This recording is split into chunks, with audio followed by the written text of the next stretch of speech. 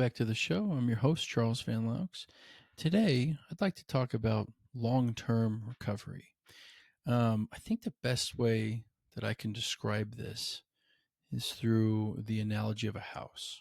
So, if you imagine a house for a moment, starting with the foundation, right? The foundation of any house needs to be rock solid and strong, right? If you imagine that being our recovery in terms of cravings and relapses and stuff like that, right? Once we can get this foundation rock solid, right? We're not craving as much, we're not relapsing, we're not, any of that stuff, right? Then we can start to build things upon that, right? So our focus will shift a little bit as we get into this long-term recovery, right? Because initially it's about how do I stop using, right? How do I not relapse? How do I, right? All that kind of stuff. But then our focus will shift a little bit because that's under control, right? And then we'll see, oh, okay, this area over here feels a little bit unstable. Let me address this, right? So maybe it's work, right? So now, in order to build a new pillar of life, a new part of our house, right? A wall, let's say, we have to have a nice stable foundation. We got to build that wall and address this new area, right? Because if work is one of our triggers, it's going to feel unstable and our house is going to fall apart, right? But maybe we go out and, let's say you're on probation, for example, right? A lot of people think that's a negative thing, and to some degree it is, but there are some positive aspects to it. There are some silver linings. For example, if you are on probation, you can go and participate in a free job training, a brand new career of almost any career you want, right? There are a couple different groups around town that do that kind of thing, but it's free. The longest one is 6 months. At the end of 6 months, you can have a brand new career doing almost whatever you want. That's huge, right? If work was a trigger for you, boom, now that wall is rock solid. Now, also, you have something that you want to show up for, right? You have a career that you want to push towards, right? You want to get promotions, you want to work with.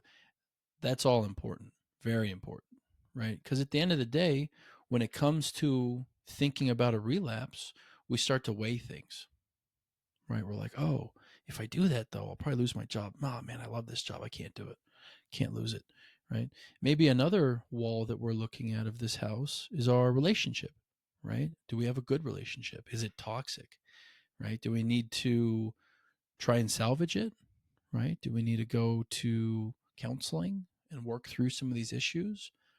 Do we need to call it quits, find somebody new, right? Like that's another area where if we're consistently fighting with our partner or we don't have anybody and we feel lonely, right? Both of those things can absolutely affect our house as a whole, our recovery, our life. And I think that when we're able to address them in that way, we can make that wall solid, right? So maybe it's about, you know, working through some of the issues, learning how to communicate, right? Learning what some of the triggering things are for our partner, right? Really stretching to understand the other person. We don't have to agree. We don't have to say, oh my God, you're right, I'm wrong, blah, blah, blah. No, just try to understand, right? Just try to reach for that understanding and come to a, happy medium. So once we have these walls of our house, then we can start to, really see those, long-term benefits of recovery. And I think also another part of it is, giving back also. I think that once we have, received this gift of recovery and a new life, I think it's important to turn around and give back in some way, whatever that might be. Some people work in treatment, right? Other people will go to meetings and, do the service thing, right? Set up chairs, make coffee, whatever. And, other people will go and do something not even recovery related, right? They'll go volunteer for a cause, whatever it is for you that makes you feel good. You're giving back, you're getting outside yourself. That's another important element of all this too. And I think also figuring out kind of what your mixture for recovery is, right? Because let's say you get a couple years down the road and then, you have a workplace disagreement that, man, it throws you for a loop. And boy, you get so angry and this and that, and you lose your job. Right now, we're getting back to a shaky house again, right? Because now, without this wall of stable income, work that we enjoy, blah, blah, blah, it's going to affect a lot of other pieces because without this wall, it's leaning, right? We don't have money, right? We don't have, our rent isn't covered. It's stress, it's this, it's that, right? So if we go back to that situation, it came down to communication, right? It came down to, how do I deal with personalities that I disagree with, right? What tools do I use? Do I lean on the manager?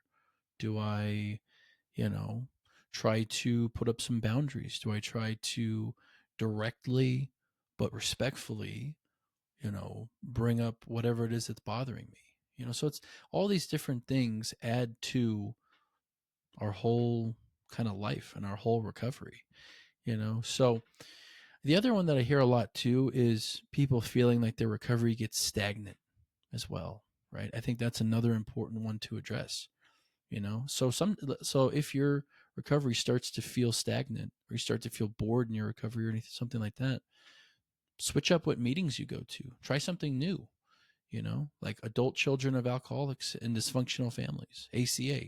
Go try that one. That's for some people kind of the prequel to, in part, where we got to where we are, right? I think for other people, it can be about they start to feel like their lives get boring, right? They need that rush, right? Go learn how to ski. There's a rush. You can go the Phoenix. It's a local sober gym here in Colorado. They have several different locations downtown Denver, I think Boulder, Colorado Springs. Anyway, they have a ski and snowboard trip that they do where if you sign up on their website, you can get a free lift ticket to Loveland, free gear rental, and a free lesson. And you go out with a big group of people who are all in recovery. You can meet some new people, have fun, get some excitement in your life. I think that that's a really important part of long-term recovery because, I heard it put to me in a really sad way one time when the person said, man, this is just a list of things I can't do in life. I have to give up. And I thought, my God, how depressing. It's not that at all. It's about figuring out how can we show up in a different way? How can we approach these difficult things, these triggering things in a new way using tools so that we can go back and reclaim snowboarding for ourselves, even though we used to drink on the mountain or whatever, right? How can we go back and reclaim the pool hall so I can still go and compete, right? And shoot league and all that stuff, That's what it's about.